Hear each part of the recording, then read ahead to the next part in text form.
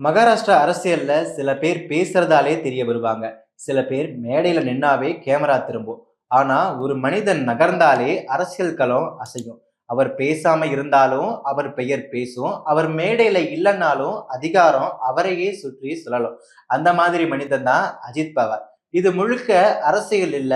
இது உணர்ச்சி அரசியலும் இல்ல. இது அதிகார அரசியல். சரத்பவார் குடும்பம் பெரிய அரசியல் மரபு கொண்ட குடும்பம். ஆனா அந்த நிழலுக்குள்ள மாட்டிக்கிட்டு நிக்காதவ மாதிரி அஜித் பவார் அதை விட்டு கடந்து வந்தாரு. அதிகாரம் எங்க இருக்கு, அதை எப்ப எடுக்கணும், ஒரு மூவ் போட்டா யாரெல்லாம் பாதிக்கப்படுவாங்க, இதெல்லாம் ஒரு கணக்கு போட்டு அமைதியா நகர்ற அரசியல் தான் அஜித் பவாரோட அரசியல் ஸ்டைல். அவரோட அரசியல் மேடையில ஓடாது, அது ஃபைல்குள்ள ஓடும். அவரு சத்தம் போட மாட்டாரு, ஆனா அவர் கையெழுத்து பெரிய சத்தம் போடும். அதனாலதான் அரசாங்க அலுவலகத்துல அஜித் பவார் வர்றாருன்னா அதிகாரிகள் ஸ்ட்ரெயிட்டா உட்காருவாங்க. அரசியல்ல நெருக்கடி வந்தா சில பேரு ஒதுங்குவாங்க, சில பேரு குழப்பம் பண்ணுவாங்க. அஜித் பவார் அந்த நேரத்துல தான் முன்னால வருவாரு. கட்சி உடைஞ்சா, கூட்டணி மாறினா, ஆட்சி அமைக்கணும்னா அந்த எல்லா இடத்துலயும் ஒரே பெயர் தான் நிற்கும். அதுதான் அஜித் பவார். விமர்சனம் வரும், கேள்விகள் வரும், குற்றச்சாட்டுகள் வரும். ஆனா ஒவ்வொரு முறையும் ஆட்சி மாறும் போதும் ஒரே உண்மை திரும்பி வரும்.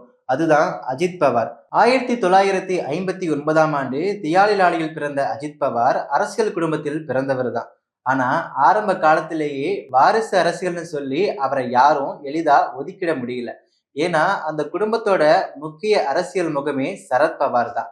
அந்த பெரிய நிழலுக்குள்ள இருந்து வெளியே வர்றது சாதாரண விஷயம் கிடையாது. 1982ல அரசியலில கால் எடுத்து வைத்தார் அஜித் பவார்.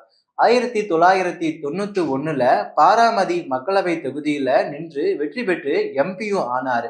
ஆனா அந்த வெற்றிய அவரு அனுபவிக்கவே இல்லை. அந்த நேரம் டெல்லி அரசியல் முழுக்க குழப்பம். அதாவது விபி சிங் அரசு வீழ்ச்சி, சந்திரசேகர் அரசு வீழ்ச்சி, அதுக்கிடையில ராஜீவ்காந்தி படுகொலை வேற.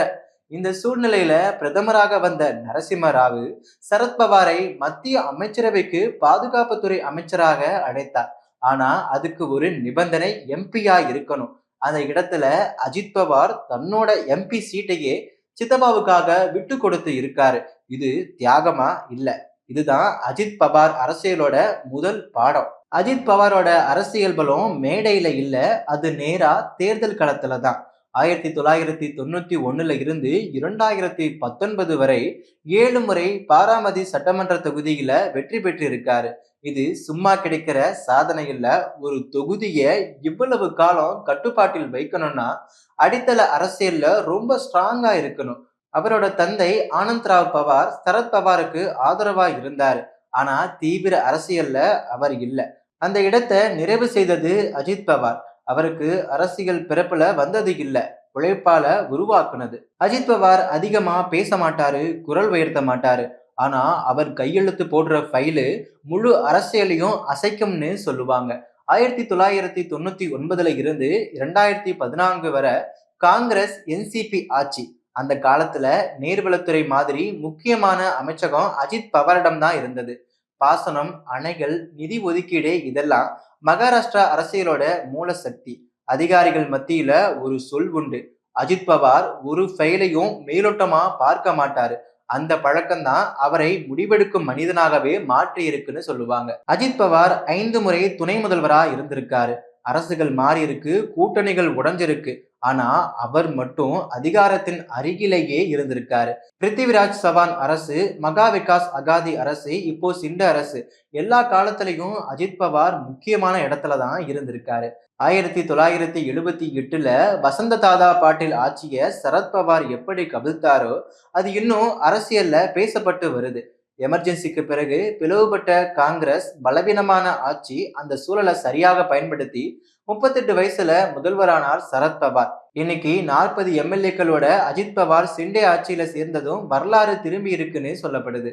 அஜித் பவாரோட வளர்ச்சி உயர்ந்ததோட மட்டுமல்லாம சர்ச்சைகளும் உயர்ந்துகிட்டே வந்துச்சு.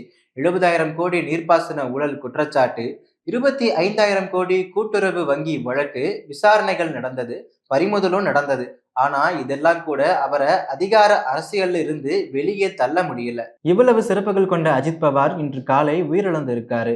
தனது சொந்த தொகுதியான பாராமதி தொகுதியில் ஒரு நிகழ்ச்சி ஒன்றிற்காக தனி விமானம் மூலம் போயிருக்காரு. அப்போ விமானத்துல தொழில்நுட்ப கோளாறு ஏற்பட்டு விமானம் வெடித்து உயிரிழந்திருக்காரு. அவரது இறப்பிற்கு மோடி உள்ளிட்ட அரசியல் தலைவர்கள் ஆழ்ந்த இரங்கலை தெரிவித்து வராங்க.